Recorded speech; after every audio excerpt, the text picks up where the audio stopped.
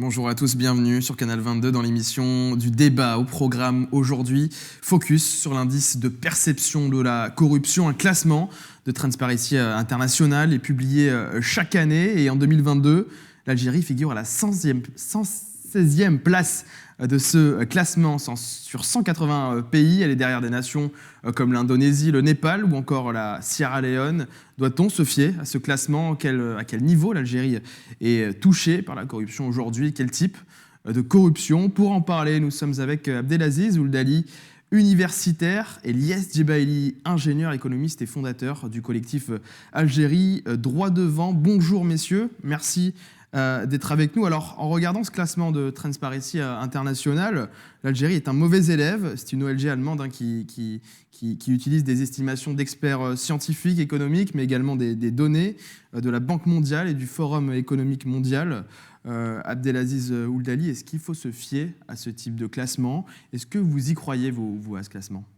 Alors, tout d'abord, pour ce genre de classement, d'autres classements, on avait récemment, il y a quelques semaines, évoqué la situation d'un classement international sur les villes où il fait bon vivre, et j'avais beaucoup défendu Alger, parce que justement les critères peuvent changer très vite et on ne peut pas diminuer de la beauté de l'Algérie.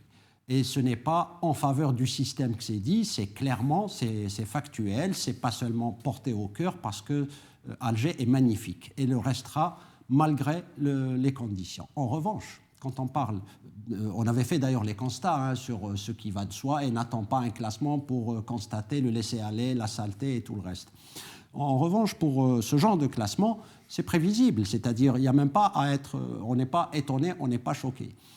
Et se retrouver à la 116e place. On n'est pas à la 116e, passer de la 117e à la 116e ou de la 115e à la 116e. C'est insensible cela. Raisonnant par paquet, par lot, se retrouver dans ce lot qui est vraiment qui reflète que la corruption est très élevée en Algérie, avec un score obtenu de l'ordre sur ce classement même, sur une échelle de 0 à 100, situé à 33%, c'est-à-dire dans le premier tiers des pays les plus corrompus. Les pays du Maghreb se retrouvent quasiment tous dans cette même situation, et l'Égypte aussi. Donc l'Algérie, la Tunisie, le Maroc. Le Maroc aussi, oui. Voilà, et même l'Égypte un tout petit peu plus loin, mais c'est dans le même lot. C'est-à-dire que l'Algérie se trouve dans une situation où la corruption est très présente, très forte, et c'est par rapport au système de fonctionnement, au système de gouvernance. Parce qu'il n'y a pas de transparence, parce qu'il n'y a pas de liberté, parce que la justice n'est pas indépendante, et parce qu'il y a les autres formes de corruption qui accentuent et qui rendent cette corruption pérenne. Parce qu'il ne suffit pas d'annoncer. L'Algérie, qui a eu la chance du démarrage du Hirak, voulu par le peuple algérien, l'Algérie aurait basculé démocratiquement en une année, ce classement aurait radicalement changé. Et tout autre classement aurait pu le constater. Pourquoi cela ne s'est pas fait ? C'est d'ailleurs, inversement, c'est une preuve que c'est le même système qui continue. Donc le Hirak continue aussi pour qu'il y ait basculement démocratique. Parce que quand il y a transparence, avec des organismes de contrôle, mais pareil, avec un mode de fonctionnement établi, l'État a le contrôle, notamment en revenant aux critères, sur le contrôle des entreprises publiques. Mais il n'y a pas que les entreprises publiques. En Algérie, même les entreprises privées, comment sont-elles nées et dans quel cadre ? Ça veut dire que tout est public et tout est propriété des uns et des autres. Ça veut dire que la corruption se fait par rapport aux entreprises nationales, la corruption se fait par rapport au marché à l'international, et qu'on n'accuse pas les gens qui sont pour l'Algérie libre et démocratique d'être à la solde de l'étranger, c'est plutôt ceux qui négocient pour l'Algérie des contrats en leur faveur personnelle, au détriment de l'Algérie, et à quel prix ? Là, ça c'est de la corruption. Et il y a plein d'autres formes de corruption qui accentuent cette corruption, c'est la pérennité du système. puisque, si je me permets, j'étale d'office pour aller droit au but, cette corruption ne s'atténuera que quand il y a une transparence. À cet effet, on peut évoquer les premiers éléments, et je pense que ça tombe bien, Lies Bailey, économiste et de finance, parlerait mieux que moi, parce que qu'est-ce qui empêche de faire des audits financiers transparents sur les entreprises publiques? Mais pas que cela. Hein. Moi, je veux parler politiquement, donc d'un audit qui serait à faire sur les entreprises pour estimer, pour évaluer au lieu de parler de rentabilité directement par rapport à là où elles en étaient à un moment donné, puisque beaucoup d'entreprises, énormément d'entreprises publiques avaient été bradées. Ça aussi, c'est des détournements de fonds, c'est du bradage du potentiel économique de l'Algérie. Il pouvait y avoir donc des contrôles de gestion, il pouvait y avoir des audits non pas basés sur la rentabilité, mais sur d'autres facteurs qui permettent d'améliorer, puisque une marge de progrès aurait été possible, et de faire fonctionner sainement l'économie algérienne. Après, il y a tous les liens dans le système. Quelle corruption a fait que cela se pérenne? Des fois, c'est l'incompétence. Mais l'incompétence, elle vient d'où? Elle vient du fait qu'on place quelqu'un, parce qu'on le connaît, on le met à un poste de responsabilité qu'il ne peut pas assumer. Vous parlez de Piston. Piston, mais Piston... Au sein du gouvernement aussi. C'est dans le fonctionnement du système. On peut mettre... Il faut qu'il y ait transparence. Il faut qu'il y ait des critères pour avoir... D'après vous, la transparence n'est pas aujourd'hui assumée donc, par le gouvernement algérien. Justement, j'allais y venir avec Lies Bailey pour faire ce rapport Transparency International prend plusieurs critères. Vous en avez parlé, monsieur Ouldali, de ces critères. Il y a le détournement donc, de fonds publics, la capacité également des gouvernements à diminuer la corruption dans le secteur public, la bureaucratie excessive, les lois en matière de transparence sur les finances des agents publics. Lies Bailey, à quel niveau l'Algérie est-elle touchée aujourd'hui par la corruption? Qu'est-ce que cela implique aussi sur l'économie du pays? Merci Mehdi je salue encore votre antenne Canal 22 ainsi que mon ami Abdelaziz.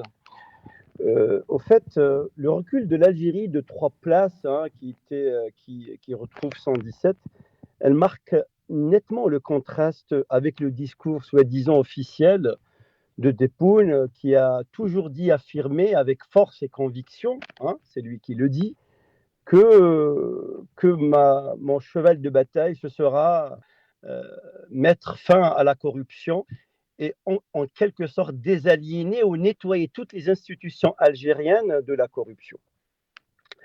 C'est que je ne suis pas en train de développer un discours populiste, mais un discours réel et cohérent et réaliste de la situation algérienne. Donc, le rapport de l'ONG, c'est-à-dire Transparency International TI, sur la corruption, c'est un organisme indépendant. Donc, il a classé l'Algérie à la 117e quasiment, si ma mémoire est bonne, sur 180 places. 0 quand vraiment la corruption elle est d'un niveau, je veux dire, désastreux, et 100% quand comment dirais-je, la corruption elle est quasi inexistante. Mais tout ça, ça nous renvoie à l'économie du pays. L'économie du pays, elle est divisée en 3 parties. C'est ça. Vous avez l'économie officielle, vous avez l'économie informelle et vous avez l'économie illégale. L'économie officielle, elle est 144 milliards de dollars à peu près. À peu près. Mais l'informel, c'est-à-dire qui en dehors de la puissance publique, il est de 36 milliards de dollars. 36 milliards de dollars. Quant à la corruption, la fuite des capitaux vers l'étranger, les rétrocommissions, les surfacturations, Ça, nous pouvons les classer du côté de l'informel, en fait, de l'illicite en quelque sorte. En fait. Ça entre 10 et 15 milliards de dollars. Et aussi, on a une économie illégale, en fait, au niveau des frontières, c'est-à-dire tous les produits subventionnés qui partent du côté de la Tunisie, du Maroc, du Mali, de la Tunisie, tout. C'est-à-dire tous ces pays limitrophes. On, cette corruption, elle, elle touche toutes les institutions, tous les secteurs, comme il l'a si bien dit Abdelaziz, les marchés à l'international, la négociation des contrats d'armement. Vous savez très bien que M. Tebboune, qui a prévu sa visite en Russie en novembre, a été annulée suite à des pressions occidentales et européennes et françaises et américaines. Au fait, il a prévu dans le contrat pour l'achat de l'armement 22 milliards de dollars. 22 milliards de dollars pour acheter de l'armement. On nous dit que cet argent, à partir du moment que cette visite a été annulée, cet argent, ce montant faramineux de 22 milliards de dollars, devait être versé dans le trésor public, dans le budget de 2023. Est-ce qu'on a une traçabilité? On ne sait pas. Pourquoi ça a été reporté? Et c'est ça la réalité, et c'est ça la réalité de l'économie algérienne.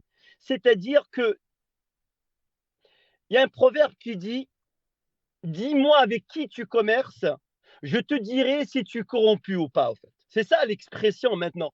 Ça, c'est une expression élitiste qui a été donnée par Jaïl Hijazi et qui a dit que cette citation, ce maxime, il reflète à lui-même la situation désastreuse de l'Algérie. C'est un pays qui est très corrompu, où la corruption, c'est un critère déterminant dans la conduite de la politique du pays. Quand vous avez quand il n'y a pas de démocratie, quand les organismes ne sont pas transparents, quand il n'y a pas un organe de contrôle et de supervision au niveau du Parlement, quand ce Parlement est considéré qu'une chambre d'enregistrement, quand un député achète la députation pour faire du business et du commerce, c'est partout en fait, c'est une gangrène, c'est métastasé en fait. Donc la corruption ne peut pas être anéanti d'un coup de baguette magique. C'est dans des états de droit. Et le régime, et Tebboune, il le sait, pertinemment qu'il est incapable de réformer. Il est incapable de réformer parce que ça touche les intérêts vitaux de l'état-major de l'institution militaire, pas l'institution militaire, les barons qui gèrent les leviers économiques du pays. Donc vous avez une corruption à grande échelle, vous avez une corruption à moyenne échelle et vous avez une corruption à petite échelle. Donc quasiment la corruption est un critère déterminant, en fait, elle devient un critère déterminant dans la conduite du pays. Mais apparemment, ce qui m'a choqué, enfin, ce qui m'a étonné ainsi, c'est que dans le classement de l'Algérie qui occupe 117e place, elle commerce peu avec des pays qui sont transparents. Pourquoi son commerce est si faible avec le Japon? Vous savez très bien que le Japon, qui a été le seul maître d'œuvre pour la conception, la construction de l'autoroute Est-Ouest, il a abandonné. Il a abandonné parce que c'est effarant dans la conception, nippone, la moralité est de rigueur. Et ça a été repris par les Chinois. Je ne suis pas en train de stigmatiser les Chinois, mais les Chinois, ils ont compris comment ça fonctionne, ce régime. C'est ça, au fait. Donc, c'est un maillage à travers tout le territoire. Et ça prend des années et des années. Et je rejoins mon ami Abdelaziz quand il dit c'est le Hirak, en fait. C'est pour ça que c'est le Hirak. C'est quoi le but c'est quoi l'objectif du Hirak? C'est pour changer de façon progressive et radicale le système de gouvernance. C'est que la transparence devrait être le phare qui va guider ce pays vers d'autres cieux. Il n'y a pas d'autre. Transparence, les Ebaïli. Le montant de la corruption il touche entre 36 et 40 milliards de dollars. Et surtout dans les projets publics. Dans les projets publics, je veux dire, les surfacturations, de gré à gré. De gré à gré. La soumission des projets de gré à gré, forcément, il y a de la corruption derrière. Forcément, il y a de la corruption derrière. Voilà. Yes, je veux rebondir.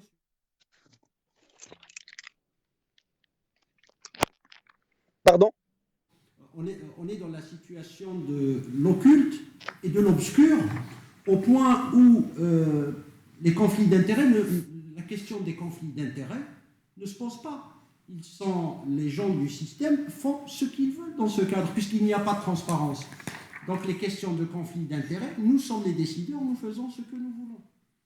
Et bien sûr, il y a aussi l'incompétence. Et sur ça, Liès, j'évoquais une autre dimension aussi, c'est celle de l'effet en spirale montante de la corruption et du maintien du système, puisque par la part donc, économique ou financière et celle des affaires que tu viens de citer, il y a la corruption au sens où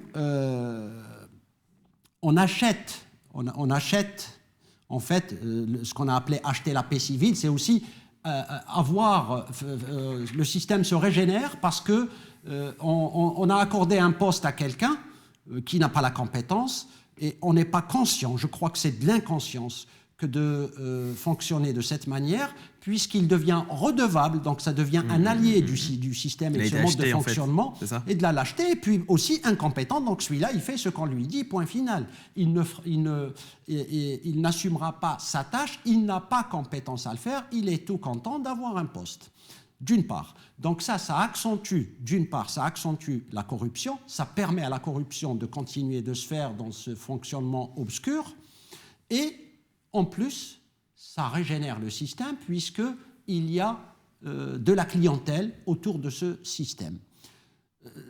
Je voudrais, si je me permets, peut-être ce n'est pas vraiment une transition, mais c'est en lien, le fait de dire, je veux rester sur l'aspect politique, le fait que le système veuille se régénérer de cette manière, il est naturel de notre part de dire que, dans ce cas, comment voulez-vous dire que le hirak est terminé ? Le hirak n'est pas terminé puisqu'on n'a pas la transparence, puisque la corruption est la même que celle qu'il y a toujours eu. Le seul espoir, c'était 2019 en disant « vous allez voir, là, ça bascule et tout va changer ». Eh bien, ce n'est pas le cas. L'indicateur principal à destination de la France, les embarcations et les haragas, il n'y en avait pas pendant les moments forts des marches algérienne sur du Hirak, ça veut dire que les gens, c'était, tiens, c'est en Algérie que ça doit se passer, l'espoir de ce basculement. C'est difficile, une révolution n'est pas linéaire, mais elle continue. Et elle continuera parce qu'il faut arriver à couper. C'est le seul moyen de sortir de cette corruption, puisque sinon, je viens de citer deux éléments qui montrent qu'on sera dans la spirale corruption pour rester dans les mêmes classements que demain ou l'année prochaine, un autre organisme veut nous mettre 130e ou 100e ou 104, c'est du pareil au même. Il faut basculer dans la voie... Un changement radical. Un changement radical pour être, je ne sais pas, je ne veux même pas donner de chiffres, j'avais presque envie de ça allait me sortir, de dire dans les 40, 50 premiers. On ne peut pas être au-delà. Quand on est à la 98e place, c'est un scandale, c'est malheureux. Pour un pays comme l'Algérie, où le peuple a montré sa volonté, son aspiration non matérielle, qui ne cherche pas pour son gain personnel, mais de fonctionner dans un pays où il fait bon vivre, dans un pays qui se développe. Dans cette Algérie à obtenir, nécessairement, l'écart sera énorme, parce que quand il y a cette transparence, le hirak, à ce moment-là, vous me direz, oui, à ce moment-là, on pourra dire qu'il est fini. Mais je vais vous dévoiler deux indicateurs que je transfère de la politique, l'inverse maintenant, de la politique sur l'économie et la corruption. Quand est-ce que cette corruption et ce mauvais classement disparaîtront? Deux indicateurs clairs, nets et précis.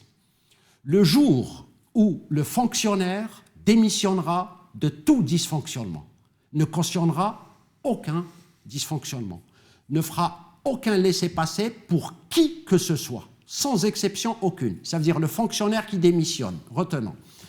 Deuxième élément, quand le sujet, quand le citoyen ne sera plus, il n'agrée plus. Et cela, par contre, ce premier point, pour revenir aux citoyens, quand on dit sujet, parce que dans les écrits académiques, c'est comme ça que c'est mentionné, mais en expliquant, c'est le citoyen n'accepte plus rien de ce fonctionnement.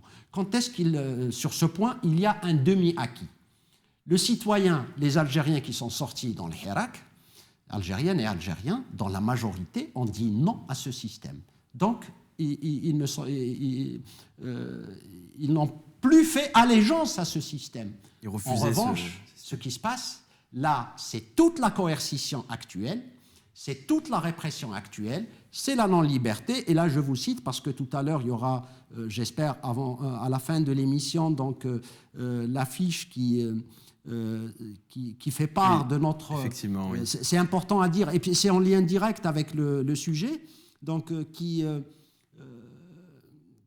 est en lien avec notre meeting prévu, organisé, fixé pour le samedi 18 février 2023 à la Bourse du Travail de Paris, située au 28 boulevard du Temple, parce qu'il y en a deux l'une à côté de l'autre, donc c'est celle-là, où on dit stop à la régression. Donc stop à la répression, entendre, mais stop à la régression. C'est comme ça qu'on régresse sur tous les domaines, y compris la corruption qui augmente. Des journalistes en prison, des défenseurs des droits humains harcelés, des partis politiques dissous, des associations de jeunes interdits, toute la répression qu'il y a. Eh bien, là, on peut dire, pour les deux points que je citais, le peuple ne fait plus allégeance à ce système, le peuple est subit la répression au point de ne pas pouvoir parler. Or, quelle Algérie fait-on quand le peuple ne peut pas s'exprimer? D'une part. Pour l'autre point, par contre, quand le fonctionnaire démissionne de toute tâche qui n'est pas, justement, ça ferait un frein. Les moyens de contrôle, ils sont à faire naître. Attention, là, c'est à destination du pouvoir algérien. Donc ça, c'était pour l'analyse de ce qu'il en est, pour le pouvoir algérien. On peut nous évoquer, parce que dans les formes, ils nous disent des choses. Ils disent, oui, mais on a des organismes de contrôle et on va créer un autre organisme. Ça a toujours été le cas. D'ailleurs, ça, c'était sous Bouteflika, ou avant, ou après, et maintenant. On peut nous dire, oui, mais on lutte contre la corruption. Rappelez-vous, en début d'émission, j'ai dit, d'abord, pour certains aspects financiers, on laisse le spécialiste du domaine en parler, mais il n'empêche que j'ai pris aussi la précaution de ne pas donner de chiffres, en milliards ou quoi que ce soit. Parce que d'abord, ce n'est pas mon domaine. C'est difficile à quantifier, surtout dans un pays où tout est occulte et non transparent. Il faudrait donc plus de transparence, que vous disiez aussi tout à l'heure. Il faut plus de transparence, mais le comble, c'est que ce système prouve qu'il n'a pas changé, puisqu'il interdit à ce qu'on demande cette transparence. Puisque des journalistes qui disent « Vous nous dites que vous avez récupéré tant de milliards liés à la corruption, au transfert illicite d'argent », on ne sait pas, il ne suffit pas d'annoncer. Et pour revenir à ce classement, Abdelaziz Oudali, on parle ici d'un indice de perception de la corruption.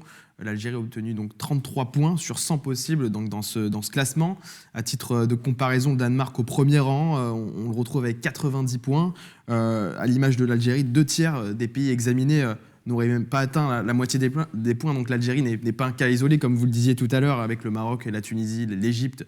Voilà.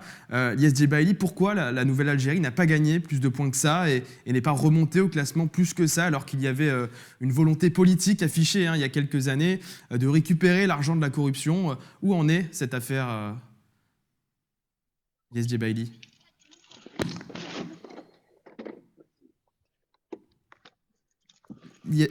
Lies Djebaili, je ne sais pas si vous nous recevez. Pardon, je ne vous ai pas... Allez-y. Vous avez pas pu entendre ma question, Lies Djebaili? Je sais pas. Je vous posais la question, pourquoi la nouvelle Algérie n'a pas gagné plus de points que ça et n'est pas remontée à ce classement dont on parle, alors qu'il y a une volonté politique, il y avait une volonté politique affichée il y a quelques années de récupérer l'argent de la corruption. Où est-ce qu'on en est de cette affaire de récupérer tous ces milliards? Mais vous savez très bien, cher monsieur, j'ai été invité par votre chaîne il y a quelque temps et c'était toujours, et je vais toujours affirmer, et j'affirme avec force et conviction que récupérer l'argent et c'est de la poudre aux yeux. Et d'ailleurs, il y a le Premier ministre Abdelrahman, lors de son intervention au Parlement, disant qu'ils ont demandé une aide judiciaire de 30 pays, je pense dans la France et d'autres pays aussi, l'Espagne, d'autres pays encore, il y a 156 qui sont en cours et 41 qui n'ont pas donné de résultats. C'est impossible de récupérer l'argent. Moi, je le dis, c'est de la poudre aux yeux. Quand récemment, il a annoncé, je pense en novembre dernier, il a annoncé qu'ils ont récupéré 20 milliards de dollars. Et pourquoi il n'a pas annoncé en dinars? Mais c'était les biens qui ont été quantifiés par la Cour des comptes, algérienne. C'est-à-dire, forcément, sur quels critères on peut donner un prix d'un yacht, d'un avion? Est-ce qu'on prend l'indice de dépréciation? Il n'y a pas de critères sérieux. C'est-à-dire, il a annoncé 20 milliards. Voilà. C'est des biens immobiliers, des lots de terrain, du foncier industriel, des unités agricoles et industrielles qui ont été récupérées, tout simplement. Mais est-ce que l'argent qui a fuité, qui est parti vers l'étranger, est-ce que cet argent a été récupéré ou non? Jamais, jamais. Je tiens à signaler à nos chers concitoyens, Ben Ali, quand il est parti, aucun dinar tunisien n'a été récupéré. Sauf c'est-à-dire les oligarques qui étaient dans la cour de Tarabelsi, dans la cour de Ben Ali, qui ont eux, c'est-à-dire demandé le pardon pour rapatrier l'argent qui se trouve à l'étranger vers la Tunisie. Mais est-ce que nous avons parce qu'il y a ce qu'on appelle, il y a mécanisme judiciaire, légal. On peut pas, comment prouver que cet argent vient de la corruption? C'est ça la question. On est dans des états de droit. Comment peut-on prouver que cet argent vient du blanchiment, de la corruption? Donc, c'est très, très, très, très compliqué. Je pense, à mon avis, le fait de dire que je vais encore mettre fin à la corruption, c'est un argument de poids pour préparer sa deuxième élection, finalement, tout simplement. Mais on ne peut pas préparer une deuxième élection quand il y a une instabilité politique qui touche tous les secteurs et toutes les institutions de l'État. Vous savez très bien que même ce qui est aussi un peu qui a pénalisé, c'est la compétence des personnes à leur poste. Vous prenez une société comme Sonatrach, le fleuron de l'industrie pétrolifère en Algérie, qui est considérée comme les 10 voire 15 premières sociétés au monde. Vous n'avez pas remarqué qu'il y avait un turnover de PDG de Sonatrach? Il n'y a que le dernier monsieur Arkab qui est en train un petit peu de commencer à prendre place. Mais pourquoi? Tous les présidents qui étaient derrière, et je le dis sur votre antenne, ils sont engloutis dans des dossiers de corruption. Quand vous avez un contrat de forage, quand vous avez un contrat d'exploration, quand vous avez un contrat de découverte de gisement, quand on vous dit c'est 50-50, forcément, il y a de la corruption derrière. Est-ce qu'il y a un organe de contrôle de supervision d'une société comme Sonatrach?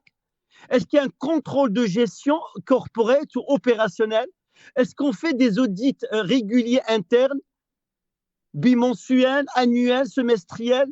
Non, on ne le fait pas, tout simplement. Comment peut-on investir dans une industrie, dans une raffinerie en Italie, on achète comment dirais-je, à 800 millions d'euros, quasiment 1 milliard de dollars. Et on fait appel à un cabinet parisien pour demander un prêt bancaire pour la mettre aux normes, sachant que cette raffinerie, elle date après la Seconde Guerre mondiale, c'est-à-dire elle est vétuste. Certes, on nous dit maintenant qu'elle n'est plus déficitaire, mais moi, ce que je veux, est-ce qu'elle est rentable maintenant? Et cette rentabilité, on veut la voir, tout simplement. C'est ça la question. Mais aussi, ça touche la corruption. Ça touche la corruption. Quand on investit, il n'y a pas un cahier de charge. Quand on investit parce qu'on est véhiculé, on a une vision idéologique, on investit parce qu'on a des amis. Non, on ne peut pas réussir. Ils ont acheté parce qu'il fallait sauver cette raffinerie Augusta qui appartient à ExxonMobil américaine installée en Italie. On nous dit qu'elle... Non, c'est ça le problème de l'Algérie. C'est ça. On n'a pas d'économie. Vous savez très bien qu'on n'a pas ministère de l'économie. On a ministère des finances. Vous savez très bien quand on parle de budget de 94 milliards de dollars, alors que les recettes, c'est 60 milliards, le différentiel est de 34 milliards. Il ne va pas tomber du ciel, monsieur. Forcément, c'est la planche à billets. Toutes les sociétés publiques nationales, elles ont été bradées à un dinar symbolique. Quand une société, quand elle est déficitaire, il y a un remède. Quand elle est en faillite, il y a un remède. Mais quand on brade tous les fleurons des industries publiques algériennes à un dinar symbolique et à ses copains, c'est ça le résultat. C'est ça le résultat. C'est-à-dire, c'est à grande échelle. Moi, je ne parle que de la corruption à grande échelle. Parce que la corruption à grande échelle, il y a une fuite de capitaux, d'argent à grande échelle. Tous les contrats dans la construction aussi, il y a de la corruption. Vous savez très bien que le projet de l'autoroute Est-Ouest, qui a été chiffré, écoutez bien, entre 6,5 voire 6,5 voire 7 milliards de dollars. Vous savez combien maintenant le coût? Il a été chiffré enfin à 14 milliards, le double, le double.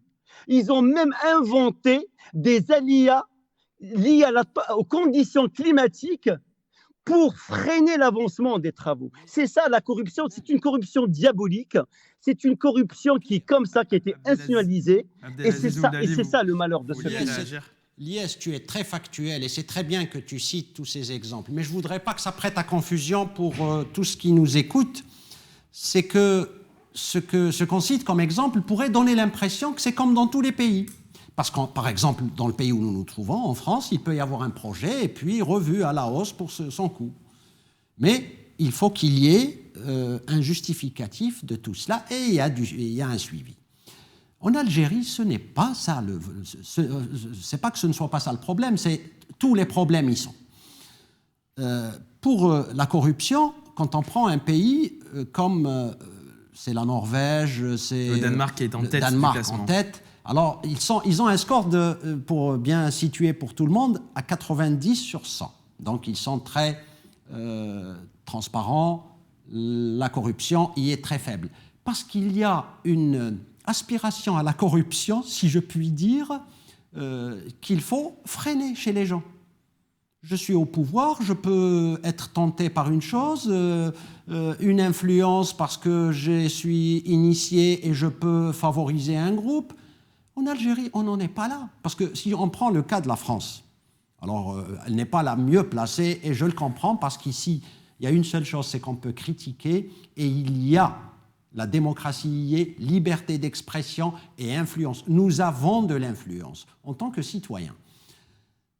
En France, il a pu y avoir des affaires de corruption, donc des personnes qui se sont servies au détriment de l'État, des groupes, il y a le piston, on peut évoquer des cas comme des surfacturations, mais qui ont été rattrapés par la justice, qui ont été suivis. Et dans la plupart des cas, ce genre de choses ne se passe pas parce qu'il y a tous les moyens, il y a tous les processus de contrôle, il y a toute la compétence et tout ce qu'il faut pour que ça n'arrive pas beaucoup. Ce qui est arrivé plus généralement, pour dire donc qu'on n'est pas que ceux-là qui vont nous dire « oui, mais il y a ces mêmes histoires en France », on leur dit « non, ce n'est pas du tout de même nature ». D'abord, à une échelle énormément plus faible en proportion du pays qu'en Algérie, la corruption en proportion du pays. C'est énorme chez nous. Ça n'a rien à voir, c'est le système. Si on prend l'Europe, on regarde quel type de corruption il y a.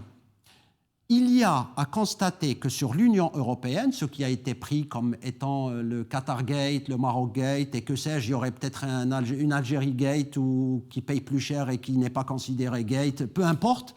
Mais en tout cas, ce genre de choses, c'est la part néfaste des pays colonisateurs et néocolonisateurs. Parce que ce qu'ils font là, c'est leur loi qui permet, ils ne touchent pas à l'argent et du budget de l'Europe. Ils ramènent des contrats pour l'Europe au détriment de nos pays. Mais encore, la liberté d'expression, les dénonceurs qui sont protégés chez nous, justement les dénonceurs, les donneurs d'alerte ne sont pas protégés par la loi. Au contraire, ils ont été mis en prison.